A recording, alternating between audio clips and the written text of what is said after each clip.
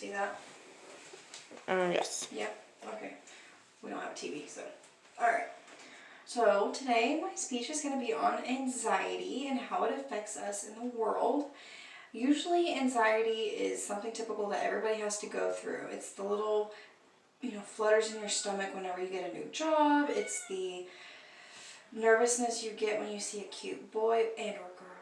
Or just the normal everyday of that car's getting too close so you kind of get freaked out. That is normal. But there are times when anxiety becomes an issue and it becomes something that you have to really address. And that's whenever it consumes your life and changes everything that you do and think. And it is everything you do every single day. You are paranoid, you're always anxious, and there's no calming you down at all times.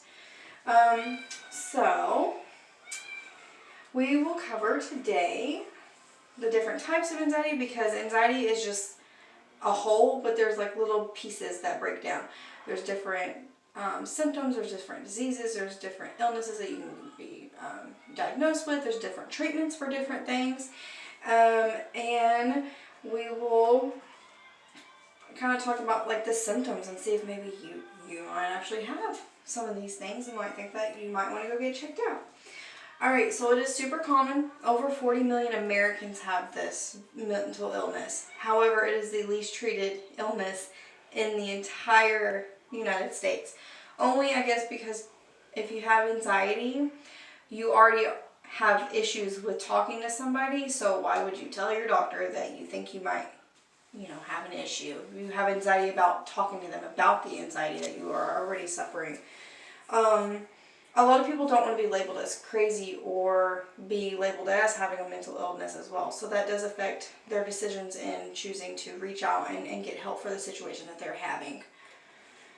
Alright, symptoms of anxiety are tightness in your chest, dizziness. You can even have hyperventilating, which is when you breathe, you can't catch your breath, and sometimes you can pass out. You can have panic attacks, which is when the hyperventilating is happening.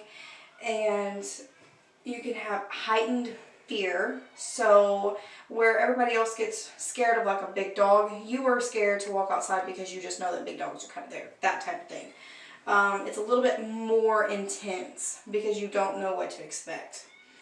Alright, so different types of anxiety that we will kind of go over is OCD, which is obsessive compulsive disorder.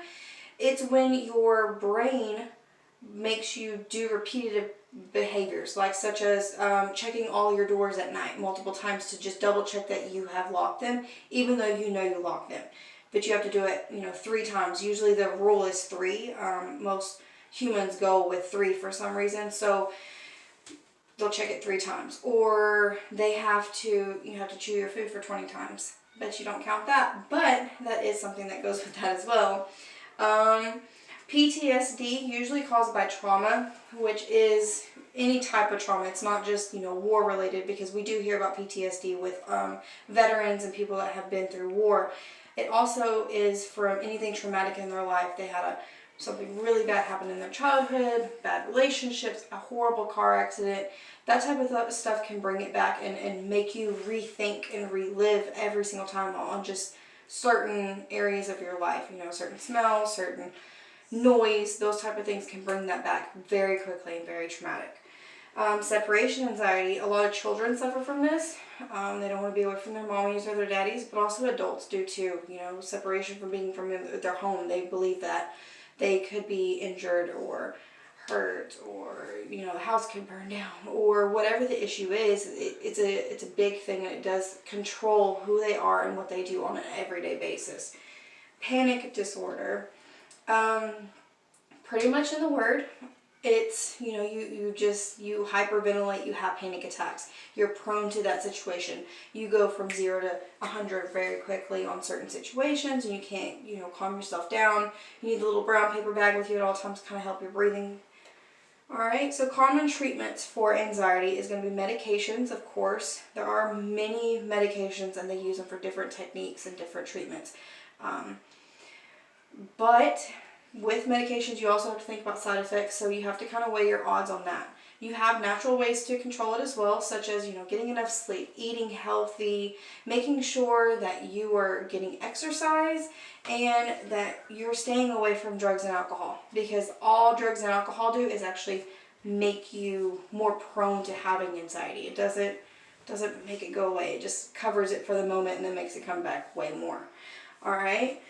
You can also speak with a therapist. That is a fan favorite, to talk with a therapist. But that's a short term. That's not very long term. And yes, you can do it long term, but at some point you're going to have to add something else to it. They do give you techniques on how to handle certain situations and how to get through things, but you're also constantly going to have to always evolve with whatever your body does and whatever disorder, panics that you get.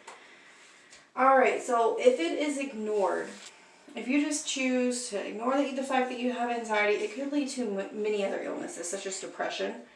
You could even go as far as to committing suicide, because you can't, deal with the things that you're going through. You can't handle situations correctly. So that seems to be your way out and seems to be the correct way of handling things.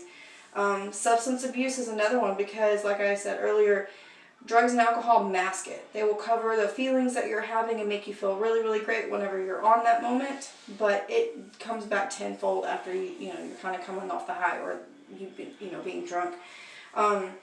So always, reach out and talk to somebody. There are many ways to find help. I would say first, talk to your family and your friends, because I'm pretty sure that they've already realize what was going on with you. And then talking to your doctor. There is also a helpline that you can call. It's anonymous, so that can just kind of help you get through certain situations instead of you handling it all by yourself. There are avenues to assisting the person that is dealing with this on a daily basis. All right, just a big heads up, anxiety is normal. You're not weird, strange, crazy, nothing like that. You are a human being, and the world is chaotic, and we are lucky that we make it through on a daily basis, which is being sane. So anxiety is something that we don't take lightly, but we have to understand that, it's going to come, it's going to go, and we just have to know what's best for us and what works for us. Because what works for you doesn't always work for the next person next to you. So it's just different things. All right.